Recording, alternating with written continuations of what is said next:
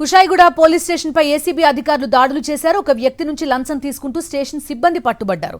ఒక కేసు విషయంలో డబ్బు డిమాండ్ చేసిన స్టేషన్ సిబ్బంది బాధితుడి నుంచి 3 లక్షలు తీసుకుంటుండగా రెడ్ హ్యాండెడ్ గా పట్టుకున్నారు. అనంతరం సీఐ వీరాస్వామి, ఎస్ఐ షఫీని అరెస్టు చేసి రిమాండ్కి తరలించారు. అటు గుర్రంగూడలో సీఐ వీరాస్వామి ఇంట్లో కూడా ఏసీబీ అధికారులు తనిఖీలు నిర్వహించారు.